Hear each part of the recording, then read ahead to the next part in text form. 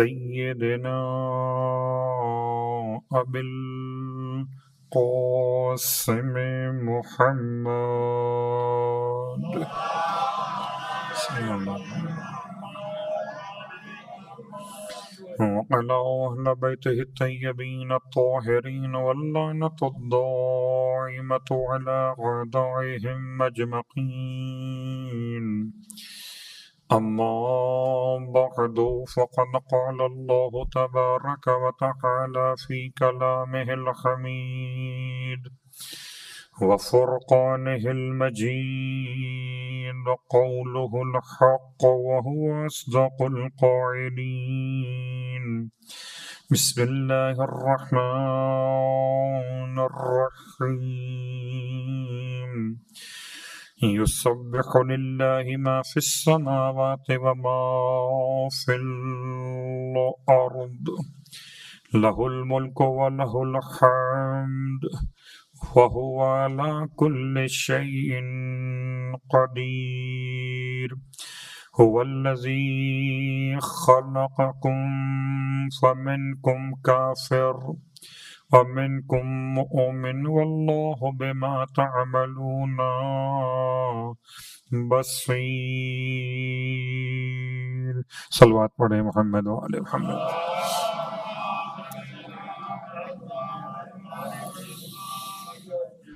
تمام تعریفیں اس خدائے بزرگ و برتر کے لیے جس کی رحمتوں کے نتیجے میں سانسوں کی آمد و رفت جاری و ساری ہے. ہر سانس کی آمد پر بھی شکر خدا واجب ہے اور ہر سانس کے مکمل ہونے پر بھی شکر خدا واجب ہے. اور تمام ہدیہ درود و سلام و نزوات مقدسات کے لیے کہ جن کی محبت کی وجہ سے ہر سانس کو عبادت اور ولایت کا ثواب مل رہا ہے.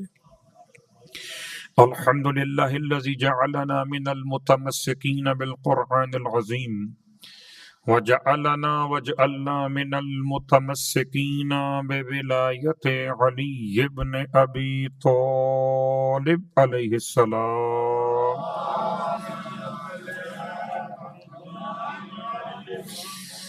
وجعلنا وإياكم إن شاء الله من الطالبين بثأر الحسين مع وليه الإمام المهدي من آل محمد عليهم السلام.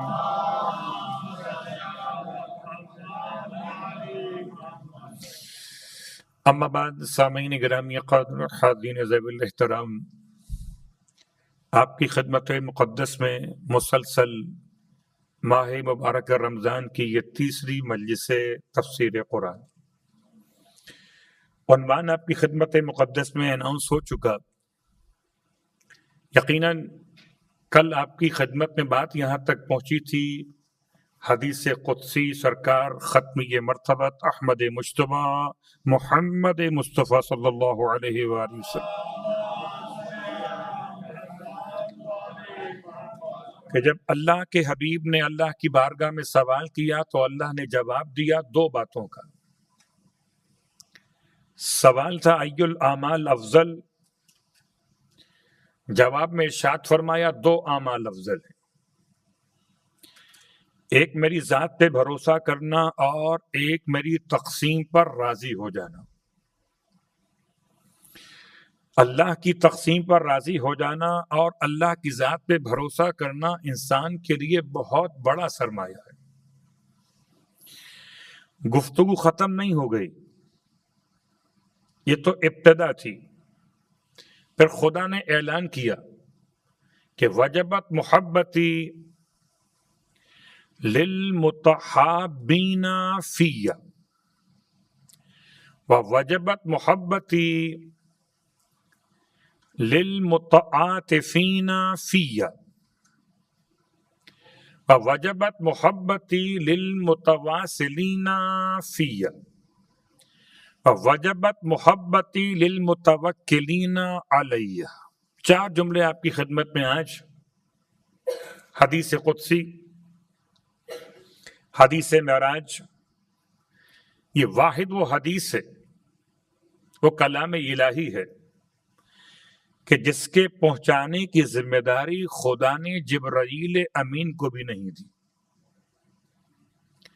براہ راست خدا اپنے حبیب سے بات کر رہا ہے۔ بڑا مشکل سے مرحلہ ہے قاب قوسین اور ادنیٰ کو سمجھانا۔ کیا ایسا ممکن ہے کہ کسی ایک طرف رخ کر کے پیغمبر نے بات کی ہو؟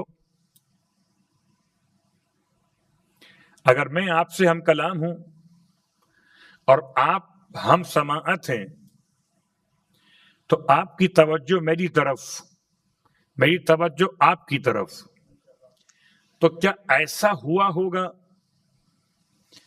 کہ اللہ کے حبیب کی توجہ اللہ کی طرف ہو اور اللہ کی توجہ اس کے حبیب کی طرف ہو؟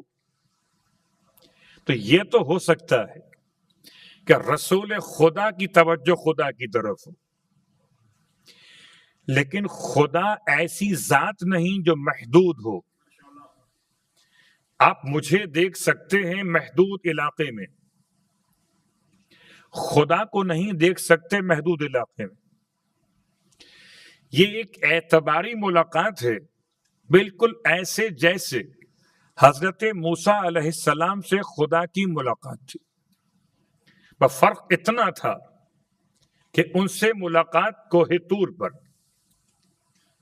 اور ان سے ملاقات قاب قوسین اور ادنیٰ کی منزل پر، سدرۃ المنتہا سے آگے بڑھے اور پھر خدا بہتر جانتا ہے کس مقام تک پہنچے، اس مقام تک پہنچے کہ جہاں کوئی درمیان میں نہ رہا۔ اللہ اکبر۔ کبھی اس بات کو محسوس کرنے کے لیے کہ اتنی قربت کا مقام کیسے حاصل ہو سکتا، تو یاد رکھیے انسان اگر حالت سجدہ میں سجدے کو نماز کی معراج سمجھتے ہوئے خدا کی قربتوں کو محسوس کرنا چاہے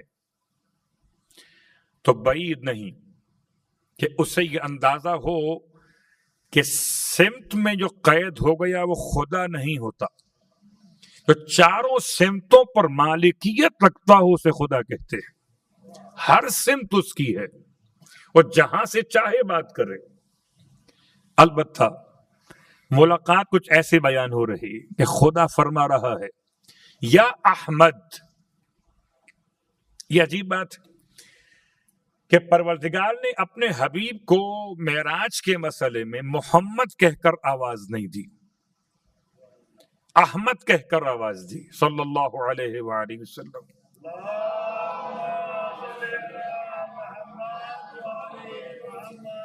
حالانکہ آپ ایک ہی وقت میں محمد بھی ہیں اور ایک ہی وقت میں احمد بھی ہیں۔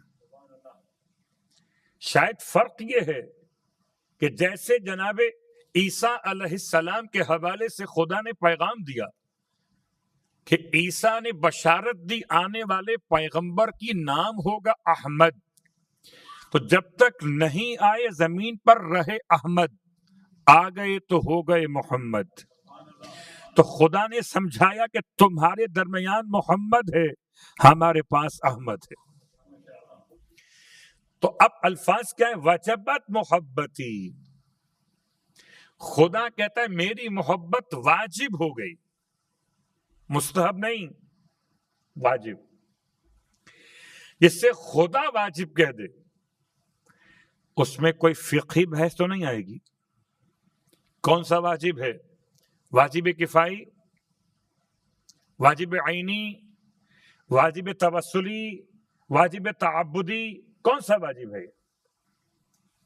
کہ اگر خدا لفظ واجب کہہ دے تو ساری بحث فقہی اعتبار سے نہیں ہو سکتی۔ وجبت محبتی، وہ کہتا ہے کہ میری محبت واجب ہے ان دو افراد کے لیے جو آپس میں ایک دوسرے سے محبت کریں، میری محبت کے لیے۔ اللہ اکبر۔ کس طرح معاشرے کو، انسانوں کو آپس میں جوڑنے کا طریقہ خدا معراج پر پیغمبر کو عطا کر رہا ہے۔ یاد رکھیے آپس میں اختلاف کر کے خدا کی محبت نہیں مل سکتی۔ اپنے مفاد کی محبت اور ہے، اپنے مفاد کی لڑائی اور ہے۔ وہ کہتا ہے میری محبت کے لیے جو دو افراد مل کر آپس میں محبت کریں گے، میری محبت ان دونوں کے لیے واجب ہو جائے گی۔ اللہ اکبر۔ کبھی اپنے خاندان کی بات کیجئے، کبھی اپنے محلے کی بات کیجئے، کبھی مسجد کی بات کیجئے، کبھی امام بارگاہ کی بات کیجئے، مولائیوں میں رہ کر مولا کی بات کیجئے اور محبت کو محسوس کیجئے۔ وجبت محبتی للمتحابین فیہ، وہ دو آپس میں جو محبت کریں میری خاطر، میں ان دونوں سے محبت کرتا ہوں۔ وجبت محبتی، اور میری محبت واجب للمتعاطفین فیہ، ان دو افراد کے لیے جو آپس میں ایک دوسرے سے نرمی برتے میری خاطر، مفاد کی خاطر نہیں، کوئی اور حوالہ نہیں، صرف محبت خدا۔ اللہ اکبر۔ غور کیجئے، سرکار سید الشہداء امام حسین علیہ السلام کی بارگاہ مقدس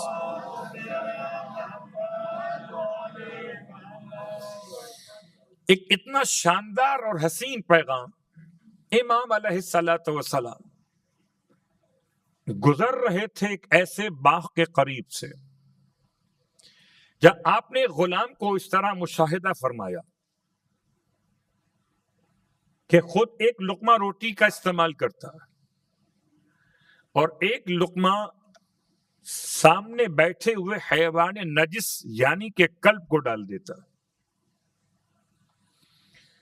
امام قیام فرماتے، اس کے عمل کو مشاہدہ کرتے، ایک لقمہ، دو لقمے، تین لقمے، آپ نے مشاہدہ کیا کہ ہر ایک لقمے کے ساتھ وہ انصاف کر رہا ہے، ایک خود لیتا ہے، ایک اسے کھلا دیتا ہے۔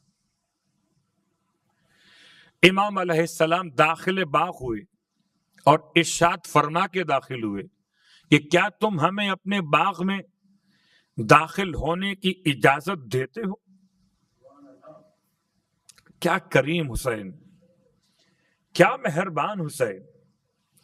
ہم اور آپ تو شاید پوچھنے کی زحمت نہ کریں، مگر امام ایک غلام سے بھی پوچھ رہے، اور آپ کے الفاظ میں مستقبل کی پوری بشارت موجود ہے۔ کیا میں تمہارے باغ میں داخل ہو سکتا ہوں؟ جبکہ یہ باغ کا مالک نہیں ہے، باغ کا ملازم ہے۔ وہ کھڑا ہو گیا، امام کا احترام کیا، سلام کیا۔ امام نے اس کے اس عمل کی تعلیل دریافت فرمائی، وجہ پوچھی، ایسا کیوں کر رہے ہو؟ نارملی انسان حیوان کو کھلا دیتا، لیکن اس طرح کھلانا کہ ایک خود کھائے، بہت غور کیجئے گا۔ آج کل بہت بڑا مسئلہ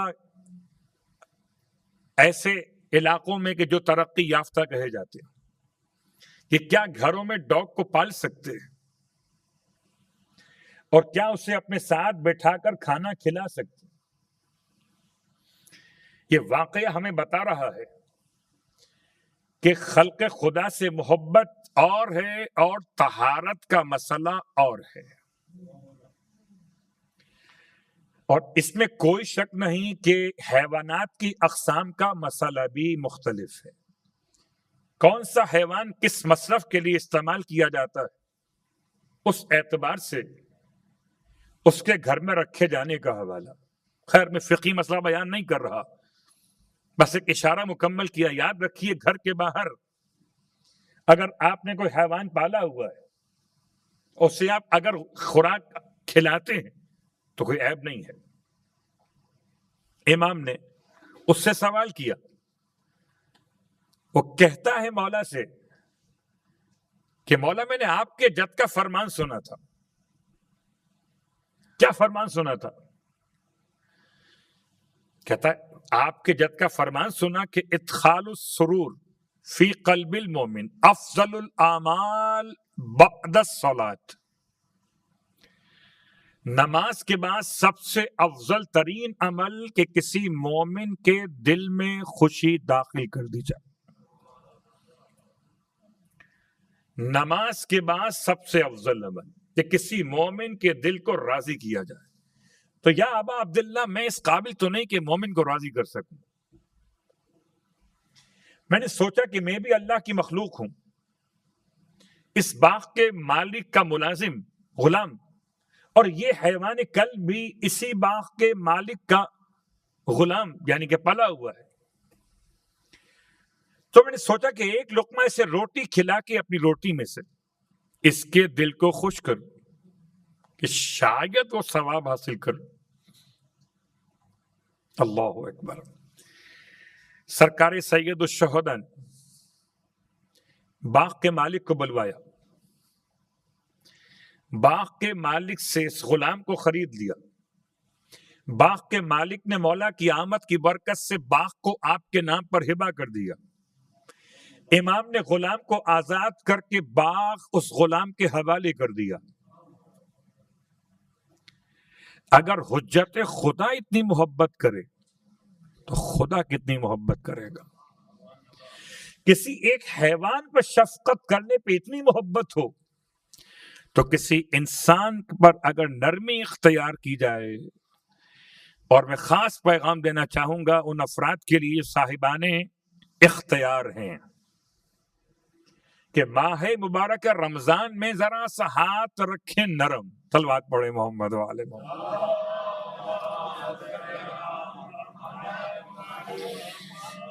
اپنے ماتحت افراد پر سختی نہ کریں. وجبت محبتی للمتعاطفین فیا. میری محبت واجب ان دو افراد کے لیے کہ جو ایک دوسرے کے ساتھ نرمی اختیار کریں میری خاطر. وجبت محبتی للمتواصلین فیا. اور میری محبت واجب ان دو افراد کے لیے جو ایک دوسرے سے ملاقات کریں، تعلقات قائم کریں میری خاطر. تو اگر خدا کی محبت کو حاصل کرنا ہو تو خدا کی محبت خدائی کی محبت میں تلاش کیجیے. اگر آپ نے خدا کی خلق میں محبت کی ہے تو خدا کی محبت آپ تک پہنچے گی. اور آخری جملہ حدیث قدسی آج کی حد تک، وجبت محبتی للمتوکلین علیہ. اور میری محبت واجب ہے ان دو افراد کے لیے، بلکہ صیغہ جمع کا متوکلین، ان تمام کے لیے جو مجھ پر بھروسہ کر رہے ہو. آپ دعائے افطار میں کیا پڑھتے ہیں؟ آخری جملہ وہ علیک توکلت. کبھی اس جملے پہ غور بھی کیا ہے؟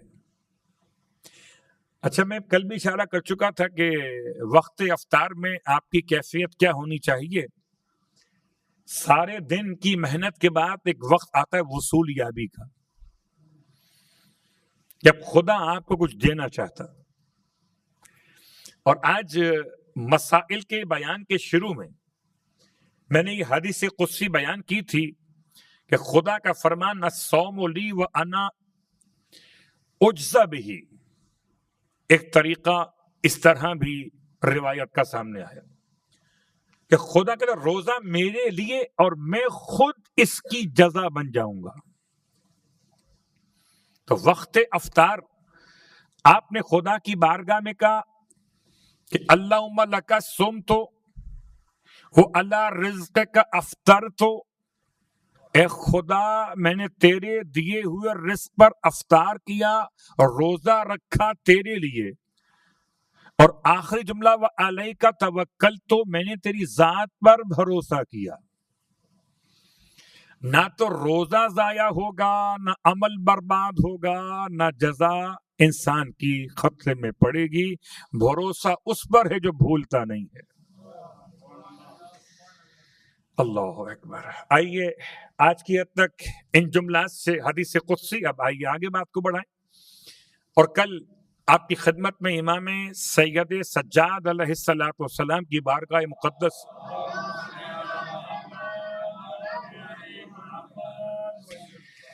جناب ابو حمد صومالی کی دعا کے کلمات پیش کر رہا تھا.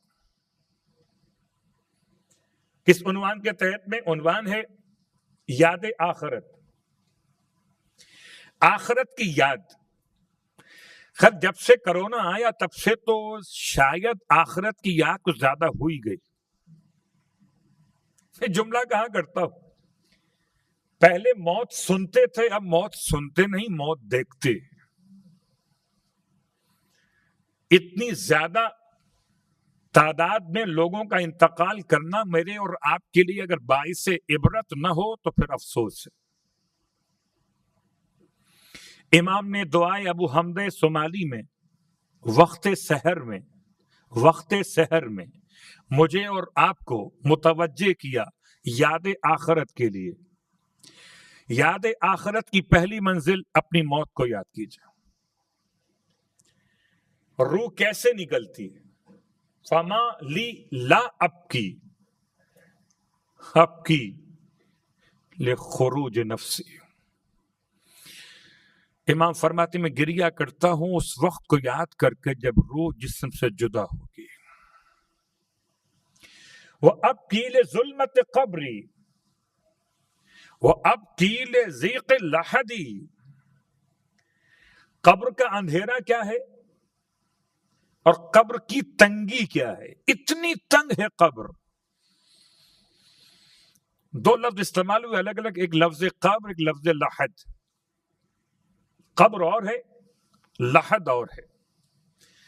بہت تفصیل میں جائیں گے تو بات کہیں اور نکل جائے گی. سمجھیے کہ آج کے دور میں لحد نہیں ملتی، قبر ہی ملتی ہے.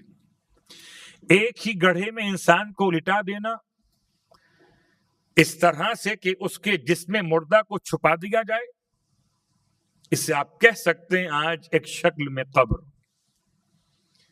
ایک ہے لفظ لحد. لحد کا مطلب دو قبریں، ایک سیدھی اور ایک اس کے بعد اندر ارزن، ایک طولن ایک ارزن، ایل شیپ میں قبر کھودی جاتی ہے. اور شاید زیادہ تنگ ہوتی ہے ایل شیپ والی قبر. بہت غور کیجیے گا. مثال دیتا ہوں، آپ نے مشاہدہ کیا ہوگا، اور اگر اوروں کی قبر دیکھی ہے تو اپنی قبر یاد کی ہے؟ نہیں، میں نے بھی نہیں کی. لیکن عجیب مجھے انسان ملا، اس کا عجیب شوق ہے. اس کا نام نہیں لوں گا، ہے بڑا پکا مومن. کہتا ہے مجھے عجیب شوق ہے. کیا شوق ہے؟ کیا کسی کے انتقال کی خبر سنتا ہوں. لوگ جاتے ہیں اس کے گھر تعزیت کے لیے، میں جاتا ہوں قبرستان اور اس بندے خدا کی قبر میں جا کر لیٹ کر سورہ یاسین پڑھتا ہوں اس کے لیے. عجیب شوق. قبر کسی اور کی ہے، لیٹ کر میں سورہ یاسین پڑھتا ہوں اس میں. تو خیر لفظ قبر سے لفظ لحد تک کا سفر تھا. قبر کو اگر دیکھیے تو بیچ میں اتنا گیپ رہتا ہے کہ جب تختے رکھنے کے بعد جو اندر کی کیفیت قبر ہے وہ اتنی تو رہتی ہے کہ تھوڑا سا کھلا ہوا حصہ دکھائی دے. یعنی انسان کے کمر کی حد تک گڑھے کو کھودا جاتا ہے. جتنا مردے کا سائز ہو اتنی قبر بنائی جاتی ہے لمبائی کے اعتبار سے. چھوٹا ہو تو اس کی قبر چھوٹی ہوگی اور بڑا ہو تو قبر بڑی ہوگی. البتہ گہرائی ڈیپ کتنی ہے؟ انسان کی کمر کے برابر تھا، تاکہ باہر نکلنے کا امکان، مردے کی بے حرمتی کا امکان نہ رہے. اور مٹی کہاں سے بھرتے؟ جب سے لگاتے ہیں سلیب، اور سلیب کے نیچے مردہ ہے اور مردے سلیب کے درمیان تھوڑا سا گیپ ہوتا ہے. غور کیجیے گا. اگر آپ نے لحد دیکھی ہو تو لحد بالکل ایسی ہوتی ہے کہ پورے مردے کو آپ نے ایسے اتارا اور اتار کے ایل شیپ میں اندر کی طرف والی قبر میں اس کو آگے بڑھا دیا. اب مردے کے اوپر مٹی کی دیوار، نیچے خود زمین، جیسے آپ نے پیک کر دیا اس کو اس کے اندر. اس کے بعد لگا دیے وہاں سے بلاک. اور جو یہ ایک قبر ہے کھلی ہوئی، اس میں پوری مٹی بھر دی. یہ کیوں کرتے تھے؟ کہ تاکہ کوئی مردار کھانے والے جانور اگر مردار کی تلاش میں قبر کو کھودنا شروع کریں تو مس گائیڈ ہو جائے، کیونکہ اندر مٹی ہے مگر مردہ نہیں ہے. صلوات پڑھے محمد والے.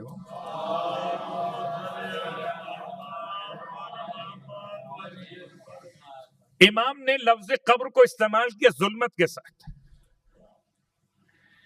اور لفظ لحد کو استعمال کیا ضیق کے ساتھ. لحد بڑی تنگ ہے، قبر میں اندھیرا ہے. وہ اب کی لسوال منکر و نکیر ایایا، میں گریہ کرتا ہوں منکر اور نکیر کے جب سوال مجھ سے ہوں گے اس وقت کو یاد کر کے.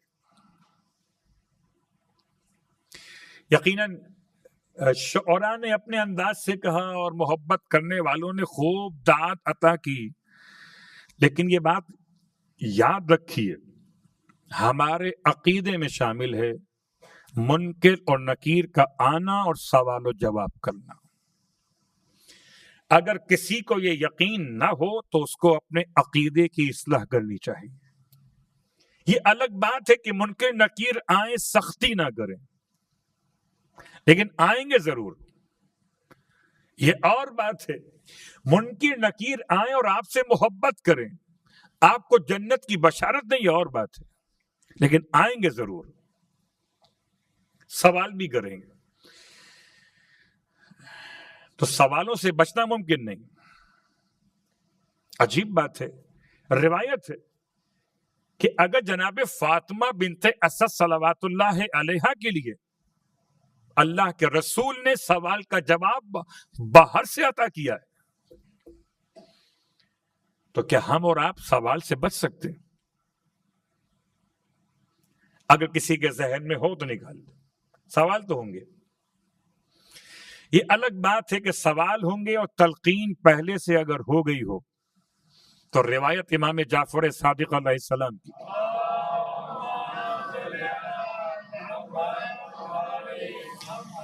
ارشاد فرماتے ہیں جب سن لیتے ہیں منکر نکیر کی جناب آپ تلقین کروا رہے ہیں تو پھر ایک دوسرے سے یہ مخاطب ہو کر کہتے ہیں اب تو اسے سب بتا دیا گیا، سارے سوالوں کے جوابات بتا دیے گئے. تو تلقین تو ہم نے کرا دی، یاد کرنا آپ کا کام ہے. اور سخت زبان ساتھ دے یا نہ دے یہ ہمارے اور آپ کے اعمال کی بنیاد پر ہوگا. مگر امام نے اسے یاد آخرت میں شامل کی، سحر کے وقت میں پڑھی، اور آج کی حد تک امام کے ان جملات میں سے آخری جملہ وَأَبْكِي لِخُرُوجِي مِنْ قَبْرِي عُرْيَانًا ذَلِيلًا حَامِلًا ثِقْلِي عَلَى ظَهْرِي وَأَنْظُرُ مَرَّةً إِلَى يَمِينِي وَأُخْرَى إِلَى شِمَالِي وَالْخَلَائِقُ شَأْنٌ لَا يُغْنِهِ شَأْنٌ. میری اور آپ کی ہدایت کے لیے جتنے کلمات معصومین بیان کیے جا رہے ہیں اسے معصوم کے ساتھ منسوب مت کیجیے گا، اپنے لیے خیال کیجیے گا. فرماتے پروردگار گریہ کرتا ہوں اس دن جب میں اپنی قبر سے ایسے نکلوں گا کہ بدن پہ لباس نہیں ہوگا. یاد آخرت، بدن پہ لباس نہیں ہوگا اور ایسی ذلت ہوگی کہ کوئی عزت مجھے نہ ملے گی. حاملن، اور جھکا ہوا ہوں گا کہ میرے اعمال کا بوجھ میری کمر پہ ہوگا. یہ سمجھانے کے لیے یعنی ایک تو انسان نکلتا ہے نا کسی روم سے بالکل نارمل انداز سے کہ ٹھیک ہے میں بالکل بہترین انداز سے باہر آ گیا، کوئی مسئلہ نہیں میرے لیے. ایک انسان بالکل نکلتا ہے باہر خوف کے عالم میں، آپ فرماتے میں دیکھوں گا کبھی دائیں اور کبھی بائیں، والخلائق، اور ساری خلق خدا بدحواس ہوگی، کبھی دائیں کبھی بائیں، سب کو دیکھوں گا، لوگ نکلنے قبروں سے سب بدحواس ہیں۔ ایک مثال چھوٹی سی، جہاں 4 لوگ بیٹھے ہوں وہاں پر آوازیں تو آتی ہیں، اور بڑی معذرت مومنات سے کہ جملہ مشہور مومنات کے لیے کہ 2 عورتیں 4 عورتیں خاموش نہیں بیٹھ سکتی، میں کہتا ہوں ہاں بیٹھ سکتی ہیں اگر قبرستان ہو۔ ہمارے علاقے میں قبرستان کو خاموش کالونی کہتے، صلوات پڑھے محمد و آل محمد۔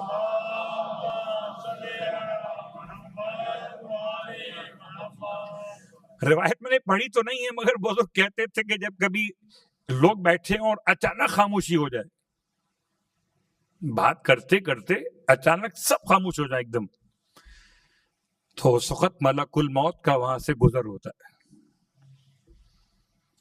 روایت نہیں پڑھی، سنا ہے بزرگوں سے۔ تو قبرستان خاموش کالونی، کتنے مردے ہیں؟ 1000 ہاں، سب خاموش ہیں۔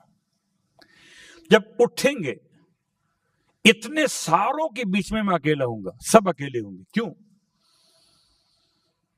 چلیے یہ تو برکتیں ہیں ڈیوائسز کی کہ سب کے ہاتھوں میں اب ڈیوائس تو آئی گئے، کبھی موبائل کے نام سے، کبھی دیگر ناموں سے، آئی پیڈ کہہ لیجئے، ٹیبلٹ کہہ لیجئے، یا لیپ ٹاپ کہہ لیجئے الی آخر۔ اب تو خدا کا بڑا کرم ہو گیا کہ آپ کے رسٹ واچ میں بھی وہ مسئلہ آسان ہو گیا۔ ڈیوائسز کا استعمال برا نہیں ہے، اچھی بات ہے، لیکن اس نے اگر ہماری ثقافت پر ضرب لگائی، شاید اگر آپ نے وہ ایک ایڈ دیکھا ہو کہ والد صاحب گھر میں داخل ہوئے اور داخل ہونے کے بعد دیکھا کہ بیٹی اور بیٹا اور وائف تینوں، ایک کے ہاتھ میں موبائل، ایک کے ہاتھ میں ٹیبلٹ اور ایک کے پاس لیپ ٹاپ، اور تینوں، باپ نے آ کے سلام کیا اور کسی نے باپ کو سلام کا جواب نہیں دیا، یعنی شوہر کو بیوی نے نہیں دیا اور باپ کو بیٹی نے سلام کا جواب نہیں دیا۔ باپ نے خاموشی کے ساتھ جا کر وائی فائی جو ڈیوائس لگی ہوئی تھی اس کے سوئچ کو آف کر دیا۔ بس پھر کیا تھا؟ پھر وہ 3 ہو گئے جو کوئی بھی نہیں۔ صلوات پڑھے محمد و آل محمد۔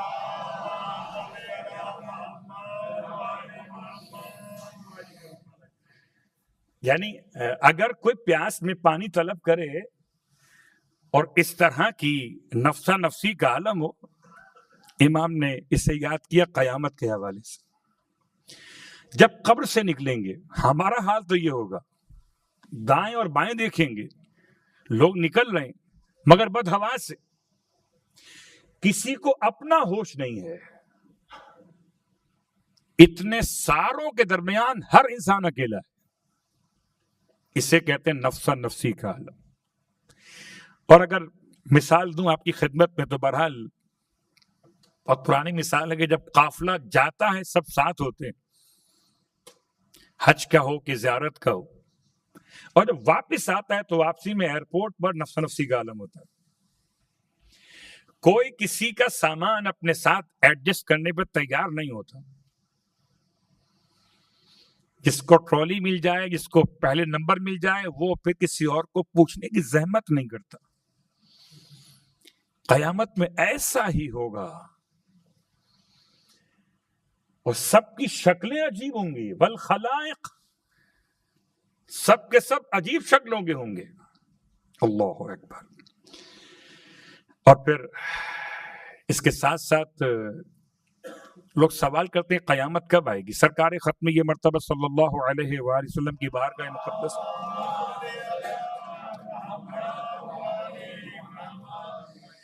یسألونک کا سوال کرتے ہیں ایان ساعت کے بارے میں کہ قیامت کب آئے گی؟ تو روایت کے الفاظ، قرآن تو کہتا ہے کہ حبیب کہہ دیجئے قیامت کا علم اللہ کے پاس ہے، روایت کہتی ہے کہ اللہ کے حبیب نے آنے والے سے ارشاد فرمایا قیامت آئے گی جب جب امانتیں برباد ہونے لگے. اس نے پوچھا یا رسول اللہ امانتیں برباد کیسے ہوتی؟ فرمایا جب کسی نا اہل کو اہل کے مقام پہ بٹھا دیا جائے.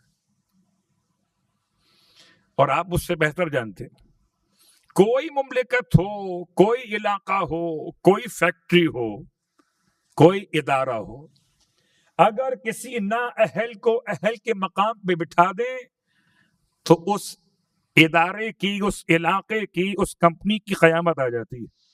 بس یہ سمجھ لیجئے کہ اسلام کی قیامت کیا. صلوات پڑھیں محمد والے محمد.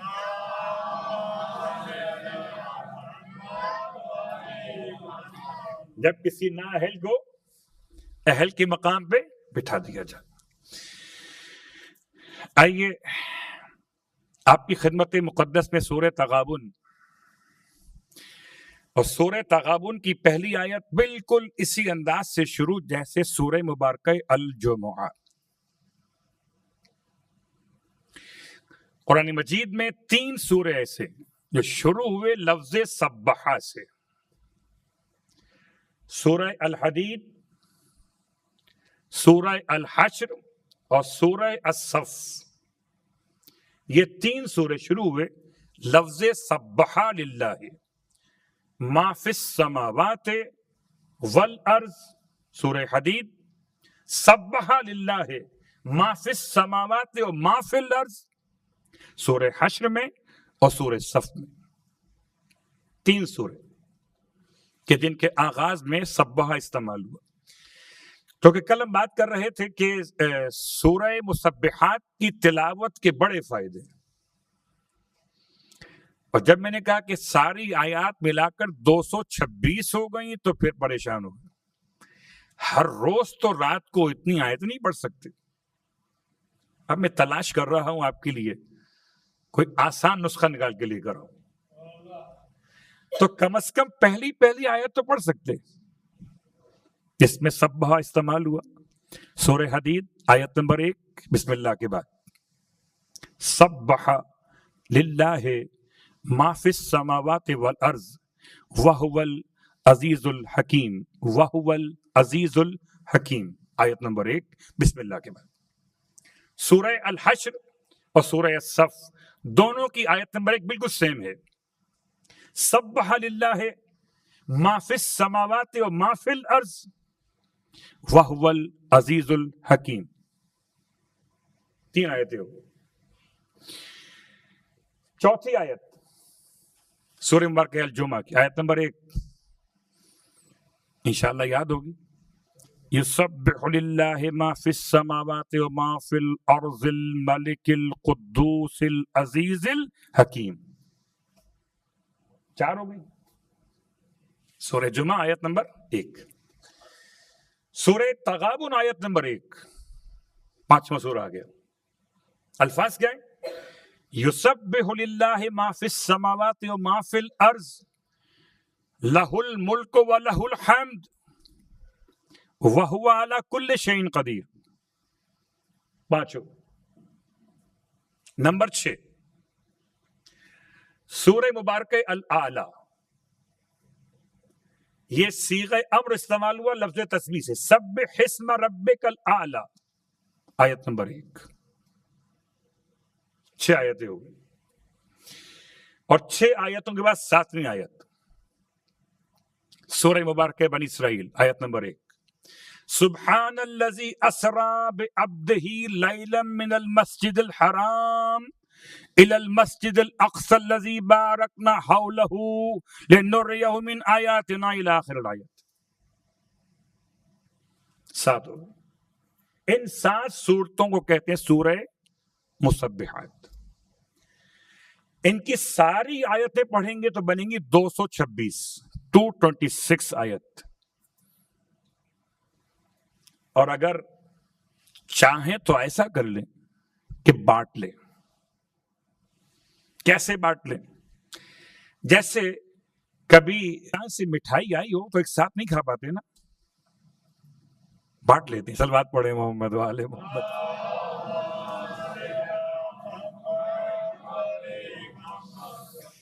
اور آپ کے پاس تو محفوظ کرنے کے وسائل تو موجود ہے نا.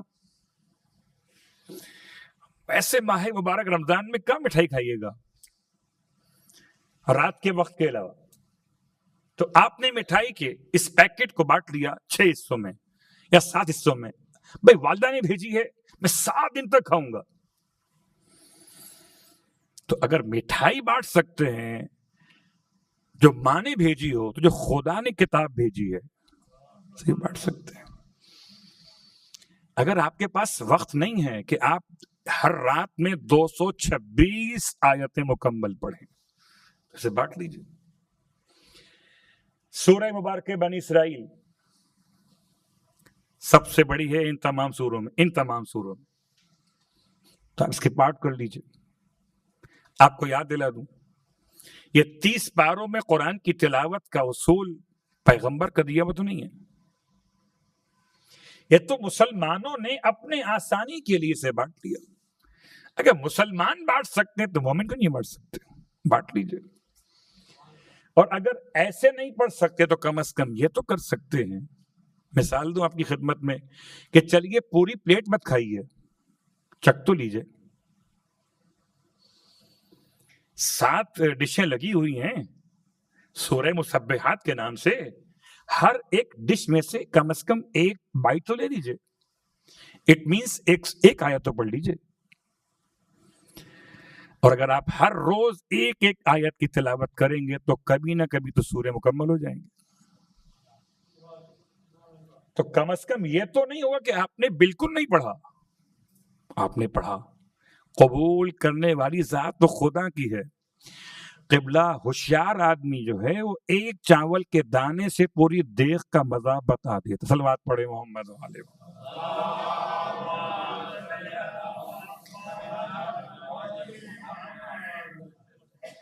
تو ایک ہے صیغہ ماضی سبحہ، ایک ہے صیغہ مضارع یسبحو، ایک ہے صیغہ امر سبح، اور ایک ہے مصدر سبحان. یہ ہیں 7 سورے جن میں 3 شروع ہوئے ماضی کے لفظ سے، 2 شروع ہوئے مضارع کے لفظ سے، اور ایک شروع ہوا امر کے لفظ سے، اور ایک شروع ہوا مصدر کے لفظ سے. یہ 7 سورے مسبحات کی. اور بات تسبیح پر آج کی حد تک مکمل کر سکوں خدا کرے. تسبیح کیا ہے؟ کچھ باتیں کل بیان ہوئی. سبحہ یسبحو تسبیح کی اقسام ہیں، اور میں لیے چلتا ہوں آپ کو براہ راست معصوم کی خدمت میں. کل آپ نے سماعت فرمایا کہ ایک تسبیح ایسی ہے جو نجات دیتی ہے. آپ پوچھیں گے مولانا اس کو آپ نے تسبیح کیسے کہا؟ یہ تو آیت کریمہ ہے، لا الہ الا انت سبحانک انی کنت من الظالمین. اس سے میں نے تسبیح کہا سورہ صافات کی آیت نمبر 1 کی بنیاد پر. فلولا انہ کان من المسبحین للبث فی بطنہ الی یوم یبعثون، آیت نمبر 101 تک. خوب. کیا مطلب؟ خدا کہتا کہ اگر یونس تسبیح نہ کرنے والوں میں شامل نہ ہوتے تو وہ شکم ماہی کے پیٹ میں رہتے، ماہی کے پیٹ میں رہتے الی یوم یبعثون، قیامت کے دن تک کے لیے. اگر آپ کی کوئی مشکلات ہوں تو اس مشکلات سے نکلنے کا راستہ لا الہ الا انت سبحانک انی کنت من الظالمین. یا رسول اللہ، یا اللہم صلی اللہ علیہ. اگر حضرت یونس تسبیح کرنے والوں میں شامل نہ ہوتے تو پیٹ میں رہتے مچھلی کے قیامت تک کے لیے. تو اگر آپ کو اپنی مشکلات کا خاتمہ چاہیے تو پڑھیے لا الہ الا انت سبحانک انی کنت من الظالمین. اس تسبیح کا نام ہے تسبیح منجی یا منجی، نجات دینے والی. ایک تسبیح ہے جو فقیروں کے لیے حج کے برابر ہے. جب فقراء پیغمبر کی بارگاہ میں پہنچے، روایت ساری چھوڑ دیتا ہوں، خالی تسبیح کی بحث کرتا ہوں.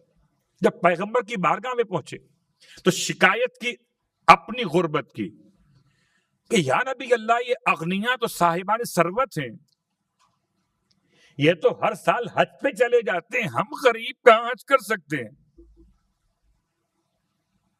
ہر سال حج، اور حج میں سب سے مہنگا ترین عمل ہے قربانی، اور قربانیوں میں سب سے افضل قربانی ہے اونٹ کی قربانی. کیا خیال ہے؟ لوگ تو بکرے پر ہی اکتفا کر لیتے ہیں،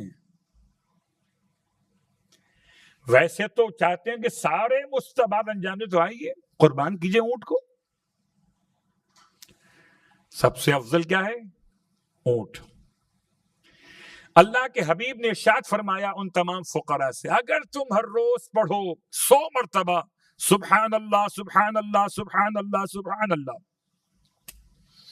تو تمہارے نامہ اعمال میں ایسے 100 حج کا ثواب جن میں اونٹ قربان کیے گئے،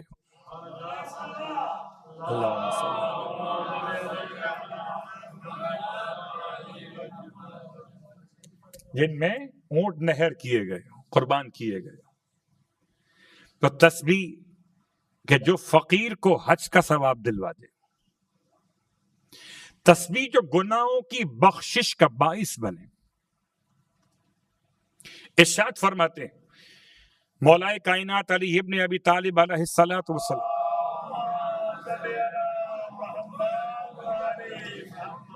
سورہ روم کی آیت نمبر 17 اور 18، نمبر 17 اور 18، یہ دو آیت ہیں. فسبحان اللہ حین تمسون وحین تصبحون وَلَهُ الْحَمْدُ فِي السَّمَاوَاتِ وَالْأَرْضِ عَشِيًّا وَحِينَ تُظْهِرُونَ. دو آیتیں. آپ فرماتے ہیں اگر یہ دو آیتیں تین مرتبہ پڑھو صبح میں اور رات میں پڑھو گے 3 دفعہ یہ دو آیتیں، تو خدا وند عالم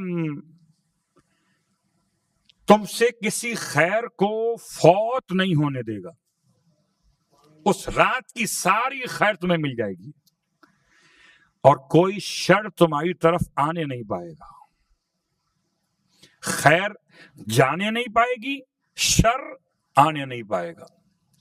اور اگر صبح میں پڑھو گے تو سارے دن کی خیر تمہیں ملے گی اور سارے دن کے شر سے بچو گے.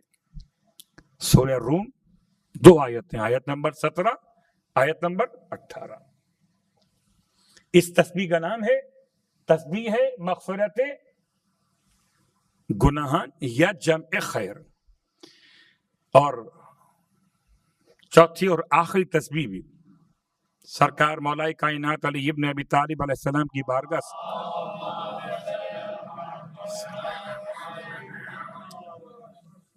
ارشاد فرماتے کہ راوی کہتا ہے کہ راوی کا نام یزید ہے ابن عاصم، کہتا ہے ایک شخص آیا حضرت عمر کے پاس، کہتا آنے کے بعد کہ بتائیں سبحان اللہ کی تفسیر کیا ہے. تو انہوں نے اشارہ کیا دیوار کی طرف کہ یہ دیوار ہے، اس دیوار کے پیچھے جو باغ ہے، باغ میں جو بندے خدا کام کر رہا ہے اس سے پوچھو تفسیر سبحان اللہ کیا ہے. کہ وہ ہے کہ جو رسول کے زمانے میں بھی یا تو خود پوچھتا جاتا تھا اور جب تھک جاتا تھا تو پیغمبر خود عطا کرتے تھے. اللہ اکبر. راوی کہتا ہے کہ یہ شخص چلا گیا باغ کے اندر، دیکھا باغ میں ابو تراب ہیں.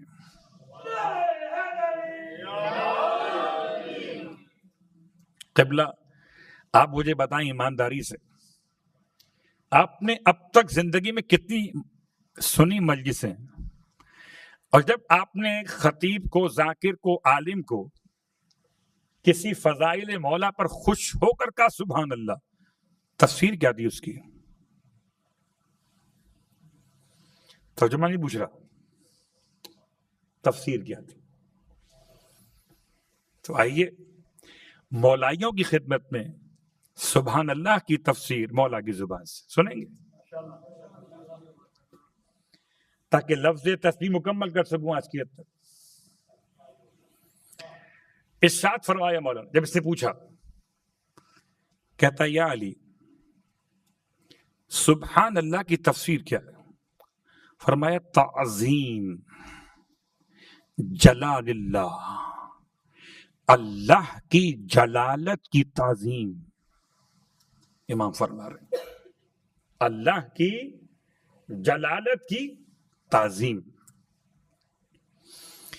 وہ تنزیہ ہو اور اس کی پاکیزگی، اسے مبرہ قرار دینا ہر اس بات سے ان ما قال فیہ المشرکون، جو مشرک اس کے بارے میں بیان کرتے، ان تمام باتوں سے خدا کو پاک اور پاکیزہ قرار دینا. فرماتے جب بھی کوئی بندہ خدا سبحان اللہ کہتا ہے ان دو مفاہیم کے ساتھ، تو سارے فرشتے اس پر درود پڑھتے ہیں.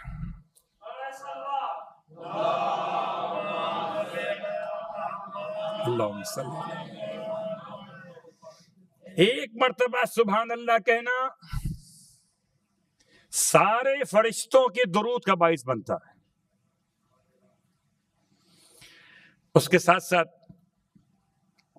سرکار ختم یہ مرتبہ صلی اللہ علیہ وآلہ وسلم کی بارگاہ مقدس سے اللہ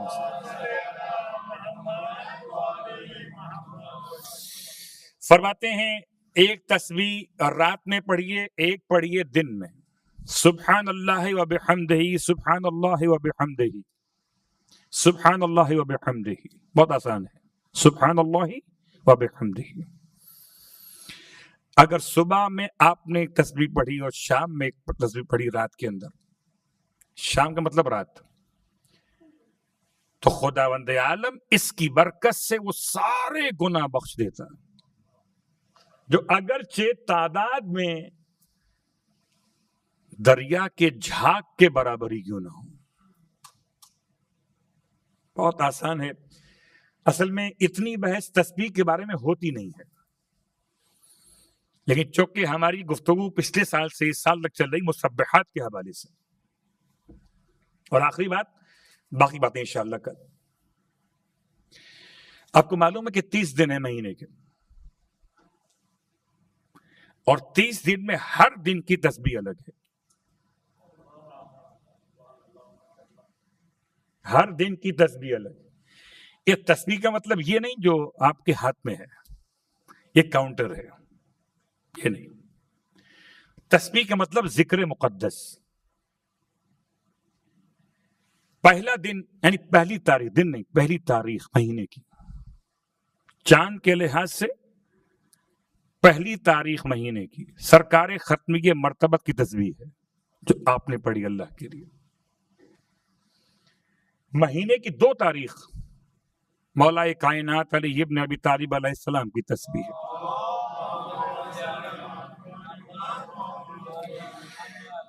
اور دل چاہتا ہے کہ آپ کی خدمت میں تسبیحات کا سلسلہ صرف ترجمے کی حد تک پیش کر دوں. آج 2 تسبیح پڑھ رہا ہوں، کل جناب سیدہ کی. تو تسبیح ہے رسول خدا صلی اللہ علیہ وآلہ وسلم.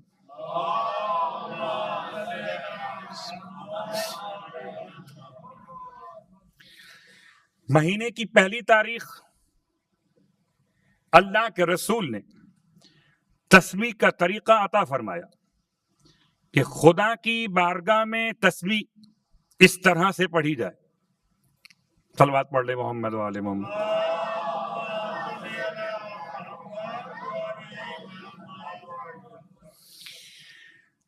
آج لگتا ہے حکم نہیں ہو رہا، کل پڑھیں گے.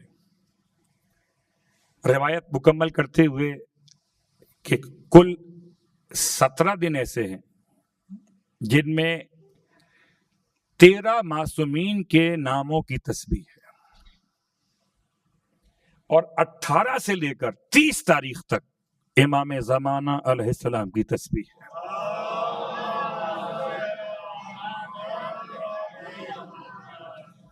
پہلی سے 7 تک ہر معصوم کی تسبیح ایک دن کے لحاظ سے ہے،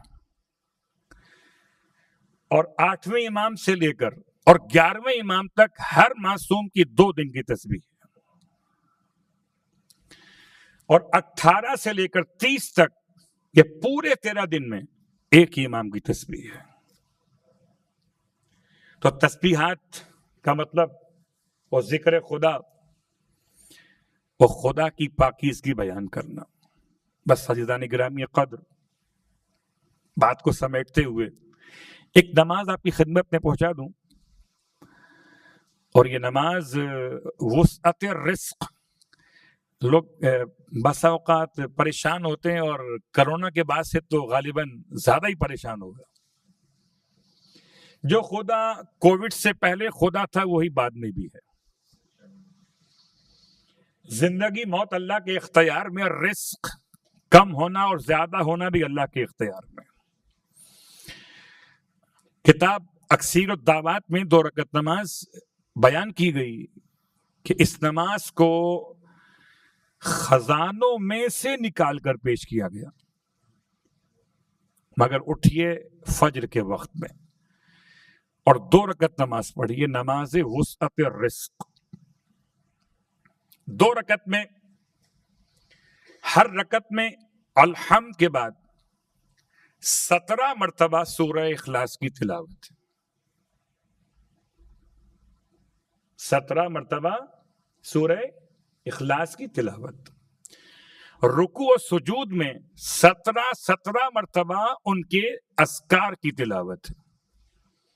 یہ اصل تسبیح کے عنوان سے آئی کہ رکوع میں تسبیح 17 مرتبہ، سبحان ربی العظیم و بحمدہ، سبحان ربی العظیم و بحمدہ، سبحان ربی العظیم و بحمدہ، یہاں سے لے کر اور 17 تک مکمل کیجیے۔ سجدے میں سبحان ربی الاعلی و بحمدہ، سبحان ربی الاعلی و بحمدہ، الی آخر 17 مکمل کیجیے۔ 2 رکعت نماز پڑھنے کے بعد 17 مرتبہ آیت الکرسی پڑھیے علی العظیم تک۔ اس نماز کا نام نماز وسعت الرزق، خدا از غیب سے راستے آسان کرے گا۔ یقیناً دل تو بہت چاہتا ہے کہ اتنا عطا ہو کہ ہر سال کربلا جائے، نہ صرف کربلا جائیں بلکہ ہر سال ہر مقدس مقام تک جائیں، ہم حسین تک پہنچیں، حسین پہنچائیں مکے تک۔ میں تو آپ کے علاقے میں آیا ہوا ہوں، اور آپ کو معلوم ہے کہ ماہ رمضان زہرا کا لال مکے میں آیا ہوا تھا۔ امام علیہ السلام کی دعاؤں کی استجابت تو آپ کو معلوم ہے۔ حسین کوئی دعا اللہ سے مانگے اور قبول، تو استجابت دعا کی صرف 2 مثالیں مولا حسین کی پیش کر رہا ہوں۔ بڑی عجیب سی روایت ہے، اس روایت کو بحر الانوار میں لکھا گیا کہ امام ایک مریض کی مزاج پرسی کو پہنچے، مریض کو شدید بخار تھا۔ جیسے امام اس کے حجرے میں داخل ہوئے، مریض کہتا ہے بخار مجھ سے ایسے الگ ہوا جیسے مجھے بخار تھا ہی نہیں۔ حسین قریب آئے، کہتا ہے مجھے دکھائی کوئی دیتا نہیں تھا، مگر امام نے کسی سے بات شروع کی۔ امام نے بخار کو آواز دی، یا حما۔ بخار دکھائی نہیں دیتا تھا، جواب دیا لبیک لبیک یا ابا عبداللہ۔ تفصیل پیش نہیں کر سکتا، اشارہ مکمل کر رہا۔ جمعے کا دن مخصوص ایک دعا پڑھی جاتی ہے تحفظ کے لیے، اس میں بخار کی 5 اقسام سے تحفظ مانگا گیا ہے۔ بخار 5 قسموں کا ہوتا ہے۔ یہ میں سے بات کر رہا ہوں اس دعائے تعویذ کی جو مخصوص جمعے کے دن کے لیے۔ امام نے بخار کا نام لیا، یا حما لبیک یا ابا عبداللہ. فرماتے ہیں اے بخار کیا تجھے میرے بابا نے حکم نہیں دیا تھا کہ تو قریب مت ہونا سوائے اس کے جو منکر ولایت ہو، یا پھر اس کے پاس جانا جس کے گناہوں کے بخشے جانے کا سہارا ایسے ملنا ہو. اللہ اکبر. گویا اگر مومن کا بخار ہے تو گناہوں کی مغفرت ہے، اور منافق کا بخار ہے تو اس کی نفاق کا عنوان ہے. یہ الفاظ ہیں مولا حسین کے. لیکن یہ تو بات تھی ایک بیمار کی. مسجد حرام کا صحن ہے.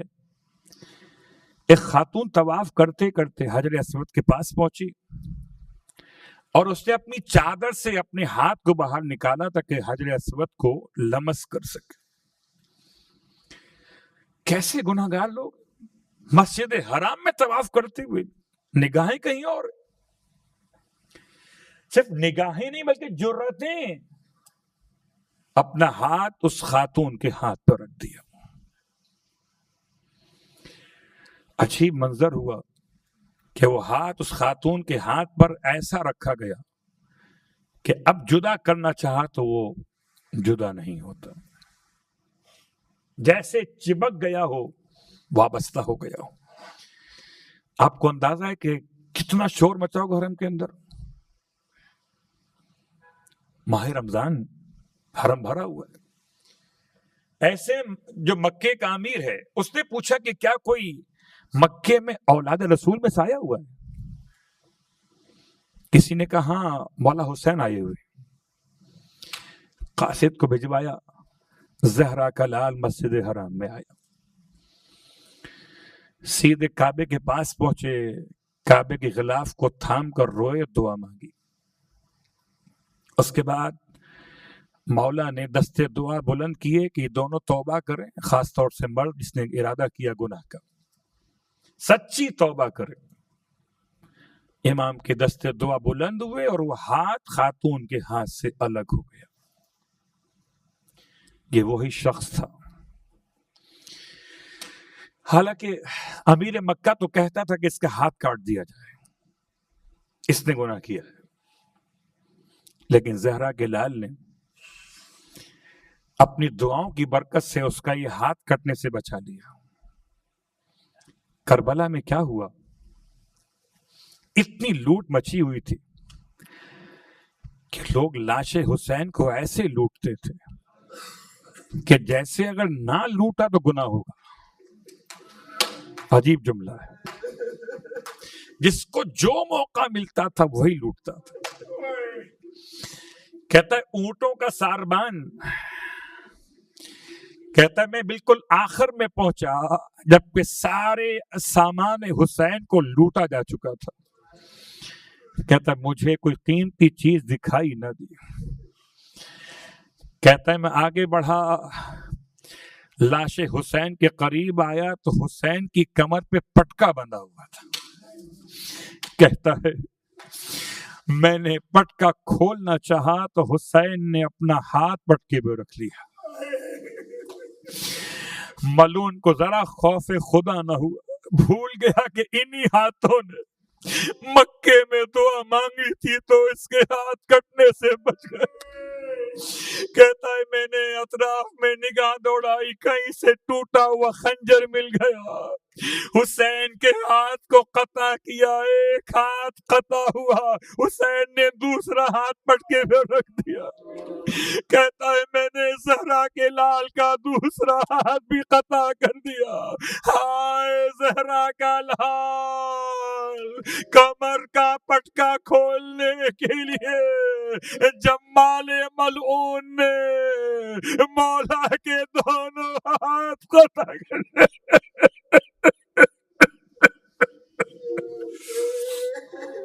ولعنة الله على القوم الظالمين وسيعلم الذين ظلموا أي منقلب ينقلبون. پروردگار واسطہ محمد و آل محمد کا ہماری اس عبادت کو اپنی بارگاہ میں قبول و مقبول فرما۔ اے جو دستے دعا بلند کر کے دعا مانگ رہے ہیں مالک، مولا حسین کے مقدس ہاتھوں کا واسطہ، ان ہاتھوں کا واسطہ جن ہاتھوں سے آپ نے اپنی ماں کی چادر کو تھاما ہوگا، ان ہاتھوں کا واسطہ جن ہاتھوں سے آپ نے رسول خدا کی ریش مبارک اور سر مقدس کے بالوں کو تھاما تھا، ان ہاتھوں کا واسطہ جن ہاتھوں سے آپ نے علی اکبر کو آغوش میں اٹھایا تھا، اے خدا ان ہاتھوں کا واسطہ جن ہاتھوں سے آپ نے سکینہ کو جھولا جھلایا ہوگا، پروردگار تمام مانگنے والوں کی مرادیں پوری فرما۔